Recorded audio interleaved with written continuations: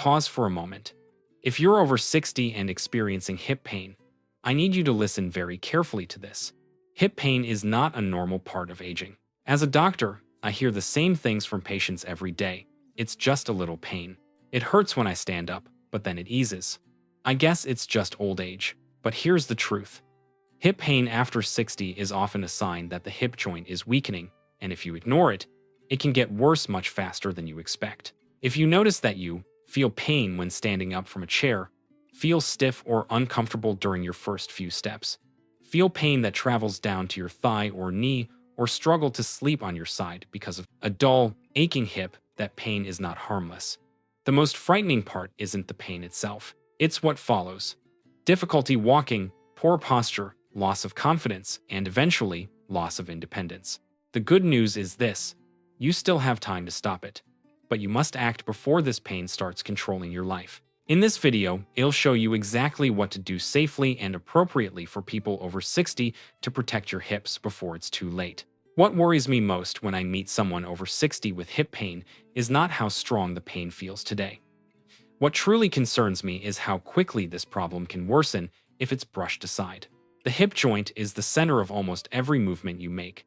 Standing up, sitting down, walking, turning your body, even staying balanced when you shift direction. When the hip starts to weaken, the body automatically tries to compensate. You may take shorter steps, lean slightly to one side, or rely more on your lower back and knees to help out. At first, this feels like mild discomfort.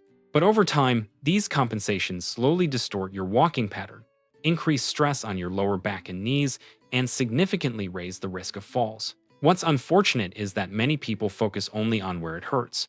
They rub the hip, apply pain patches, or take pain medication, but they don't address the root cause.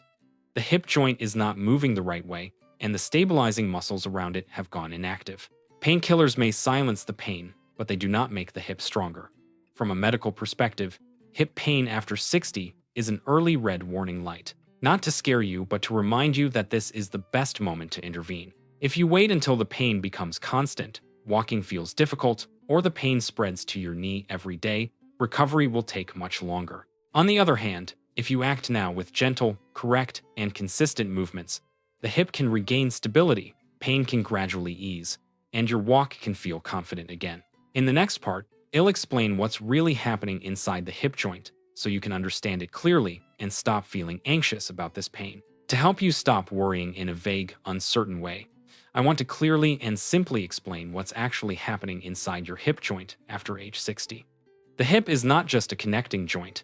It's the main hinge that allows you to stand up, walk, turn your body, and stay balanced. Over time, if the hip isn't opened and moved the right way, the key muscles around it, especially the glute muscles and deep hip stabilizers, begin to slowly fall asleep. When these muscles stop doing their job, the hip joint itself has to absorb more force than it should. So what happens next? The hip becomes stiff and less flexible. Pressure shifts to the lower back and knees. Pain may travel down into the thigh or knee, making it feel like the problem is somewhere else. That's why many people say, "My knee hurts, but it feels like it starts from my hip." And they're often right. Another important factor is blood circulation. When you sit too much or avoid movement because you're afraid of pain, blood flow around the hip joint decreases. Less blood means slower healing, and that dull, aching pain tends to linger longer, especially at night. At this point, I'd like to gently ask you something you can answer right below. Is your hip pain on the left side or the right side? Does it hurt most when standing up, while walking, or when lying on your side at night? Leave a short comment. I read every response so I can better understand your situation and guide you safely and appropriately in the next parts. In the next section, I'll talk about small daily habits that quietly make hip pain worse, and many people don't even realize they're doing them. There's an important truth many people over 60 don't realize. Hip pain usually doesn't get worse because of one big mistake, but because of small habits repeated every single day. The first habit is sitting for too long. When you sit for hours watching TV, reading, or using your phone, your hips stay in a bent position the entire time. Over time, the hips forget how to open properly. The glute muscles and hip stabilizers weaken, while the joint itself becomes stiff. Then, when you stand up, the hip isn't ready to take the load and pain shows up. The second habit is taking short steps or dragging your feet when walking. Many people do this to avoid discomfort, but it actually limits hip movement even more. Short steps prevent the hip from opening fully, reduce blood flow, and allow stiffness and pain to slowly build up. The third habit is avoiding movement completely because of fear. Too much rest does not make the hip stronger. In fact, it allows the protective muscles to stay asleep, forcing the joint to handle everything on its own. Another very common habit is sleeping on your side with poor support. If the top hip isn't supported, the hip joint is gently pulled out of alignment for hours during the night. That's why many people wake up with more hip pain in the morning. Take a moment to reflect. Which of these habits sounds most like you? You can simply comment, sitting too much, short steps, or pain when lying on my side. In the next part, it'll show you the clear warning signs that tell us hip pain is getting worse, so you'll know exactly when it's time to take action. There are certain signs that tell us hip pain is no longer mild, and that your body is trying to warn you it's time to take action. The key is recognizing these signals early, because at this stage, improvement is still very possible. The first sign is pain when standing up from a chair. If the first few steps after standing are uncomfortable, unsteady, or require a few seconds to warm up, it means your hip joint isn't ready to bear weight. The stabilizing muscles around the hip are weak, and the joint is being forced to do the work alone. The second sign is spreading pain. The pain doesn't stay in the hip, it may travel down into the thigh or knee, or move up into the lower back. This tells us the body is compensating incorrectly, with other areas working overtime to make up for a struggling hip. The third sign is worsening pain at night or when lying on your side. If you struggle to sleep because of a dull, aching hip, or find yourself constantly switching sides, the hip joint may be under strain for hours at a time. Poor sleep then slows healing even further. And the final and very important sign is avoiding movement. You walk less, you stand less, you hesitate to go out. Not because you're lazy, but because your body fears pain. When this happens, a vicious cycle begins. Less movement leads to weaker joints, which leads to more pain. The good news is this: noticing these signs does not mean it's too late.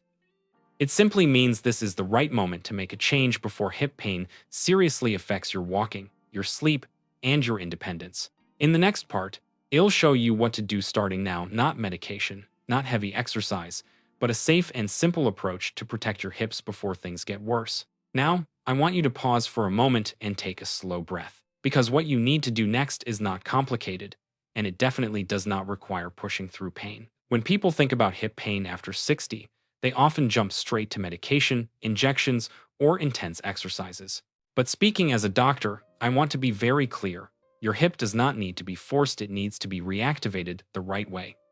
The first thing you need to do is restore natural movement to the hip joint. The hip is designed to open, gently rotate, and share load evenly. When you sit too much or take very short steps, the hip stays closed for long periods of time. Our goal is to gently reopen the hip, so the surrounding muscles can begin working again. The second step is waking up the glute muscles and deep hip stabilizers. Think of these muscles as a protective cushion for the joint. When they're active, pressure on the hip joint drops significantly. When they're inactive, the joint absorbs force directly, and that's when pain appears.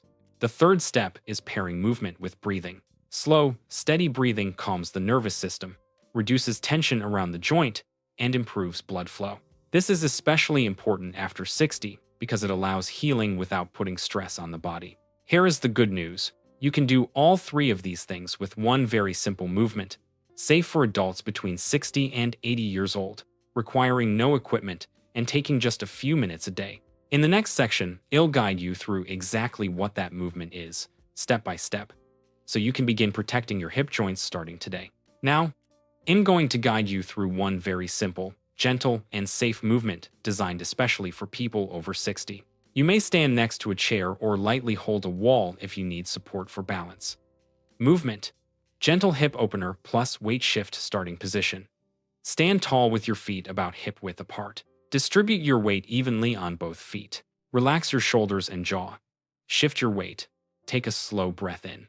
As you breathe out, gently shift your weight onto your left leg, allowing the left hip to carry your weight. Let your right leg relax, with the toes lightly touching the floor. Gently open the hip. Keep the left hip stable. Very gently rotate the right hip outward just a few degrees. Do not twist the knee. Do not force the movement. You should feel only a small, comfortable sense of opening in the hip. Switch sides, return to center and inhale. Exhale and shift your weight to the right leg, repeating the same gentle motion on the left side. Repeat 5-8 times on each side, moving slowly and smoothly with your breath. Important reminders: do not try to rotate far. Small and correct is enough. If you feel sharp pain, reduce the range or stop. The goal is to wake up the glute muscles and deep hip stabilizers, not to stretch aggressively. After finishing, many people notice that their hips feel lighter, their first steps are easier, and the tightness around the hips decreases. That's a very good sign.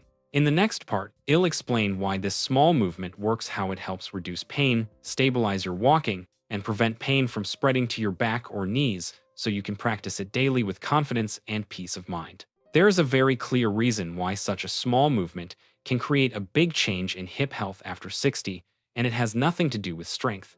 It has everything to do with how your body distributes load. When you shift your weight to one side and gently open the hip, you're doing three important things at the same time. First, you reactivate the glute muscles and deep hip stabilizers. These muscles often fall asleep when we sit too much or take short, guarded steps. Once they wake up, they begin sharing the load with the hip joint. This immediately reduces direct pressure on the joint, and that's why pain often eases. Second, this gentle motion naturally lubricates the hip joint. Unlike muscles, the hip joint doesn't receive direct blood flow. It relies on proper movement to circulate joint fluid. Slow, controlled opening helps that fluid spread evenly, making the joint smoother and less stiff, especially in the morning or after long periods of sitting. Third, pairing the movement with slow breathing sends a safety signal to the nervous system. Your body stops defending, the muscles around the hip relax, and blood flow improves. This explains why many people feel relief within minutes even without intense exercise. Most importantly, this movement does not force the joint, does not overstretch, does not create stress. That's why it's ideal for adults between 60 and 80. Practiced consistently, it not only reduces hip pain, but also stabilizes your walk and eases pressure on the lower back and knees. In the next part, I'll show you how to use this movement in the morning, during the day, and at night, so your hips stay supported all day long. What truly makes this movement effective isn't how many times you do it, it's when you do it. Just a few minutes, done at the right moments, can support your hips all day long. In the morning, right after you wake up, the hip joints are often stiff from staying in one position all night. Before you start walking a lot, take 1-2 minutes to do this gentle hip opening movement. It helps lubricate the joint, wake up the glute muscles, and make your first steps of the day feel smoother and more comfortable. During the day, especially after sitting for a long time watching TV, reading, or driving, stand up and repeat the movement for about 1 minute. The goal here is to release the prolonged hip flexion and prevent pain from building up. You don't need much space. Standing next to a chair is enough. In the evening, before getting ready for bed, do the movement more slowly and gently. You don't need many repetitions. Just focus on your breathing and the small, easy opening of the hip. This helps reduce tension around the joint and makes lying on your side more comfortable at night. What's important to remember is this: you don't need to do it at a fixed time. You don't need a specific number of repetitions. You don't need to force yourself. Just remember one simple rule. Whenever your hips have been closed for a long time, gently open them again. When you apply this movement consistently, your hips gradually become more stable, pain begins to ease, and your walking feels more confident with each passing day. In the final part, I want to share an important message with you, not just about your hips, but about how to protect your independence after 60. Before we end, I want you to pause for a few seconds, not to memorize the movement, but to feel your body again. Maybe your hip pain hasn't completely disappeared yet. Maybe you're still a little cautious when you walk or lie on your side. But if you now understand this one thing, that hip pain is not something you must simply accept, then you've already made the most important change. You've changed how you see and treat your body. After 60, the goal isn't to train harder or push yourself. The goal is to keep your body flexible enough to live your own life, to stand up on your own, to walk with confidence, to turn over in bed without fearing that pain will wake you in the middle of the night. Your hip joint does not need to be forced. It needs to be gently reawakened, supported with small, consistent, and kind movements. Every day you take a few minutes to gently open your hips, you're sending your body a powerful message. I still care about you.